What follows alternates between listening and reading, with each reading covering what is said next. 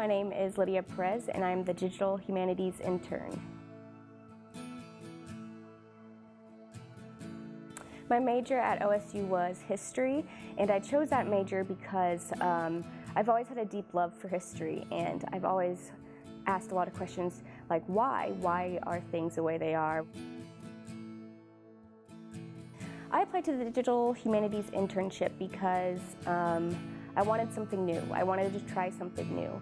I know I love history, but I didn't know what I wanted to do after I graduated, so I thought this internship would be a great opportunity for me to broaden my horizons and to just dip my toes into something new, and I did, and I really, really enjoyed it. Kevin approached me with this idea of reconstructing Williams Hall, and it was a gorgeous building on campus. Williams Hall was designed and built by Joseph Foucault, and it started construction in 1898. The first section was completed about 1899. Almost immediately they realized they needed more space, and so within a year or two they added on an addition to the west of the original building. Following that, they added on to the north of the building, which became known as the Perry Playhouse, which was a large auditorium. So within a very short period of time, there were two major modifications to the building, but by 1904, it was in its kind of final status. So initially, it was designed to be used primarily as a library. Also, it provided classroom space and office spaces for mostly people in what was then known as science and literature.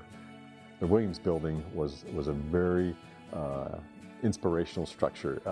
It had turrets on it, it had round windows, it had stone edifices. It was really very symbolic of what you might find in Europe from the 18th and 19th centuries. In fact, the term has been applied, Prairie Gothic, to Williams Hall, and it really is kind of fitting. It was a unique building on campus, and you could tell instantly that it was dramatically different in style than anything else that was built on campus. The end goal for the Williams Hall Revit project is to be able to walk through Williams Hall with VR. So you'd be walking around with the VR goggles, and you'd be able to walk through offices, the labs, classrooms, kitchen. You can go up the stairs, and I think the main goal was to just recreate this building that so many people loved. Although this was destroyed because XYZ, we won't forget it. We can't forget it now.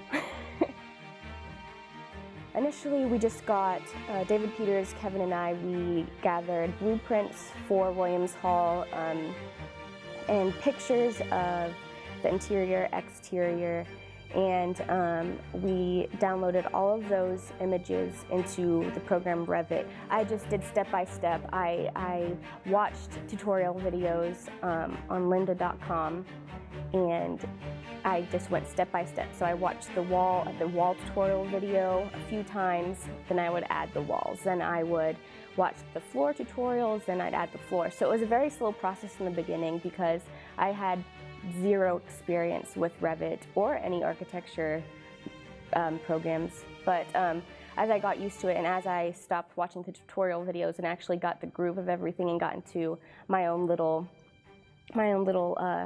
pattern of using Revit, I really liked it. And so what we try to do is take one example of digital humanities project, where we took information, moved it into a digital context, and then began manipulating that information with software that we have available to us into creating this experience. And so we have an older building. It's kind of a classic building on campus, no longer exists, but people now can experience that through this digital realm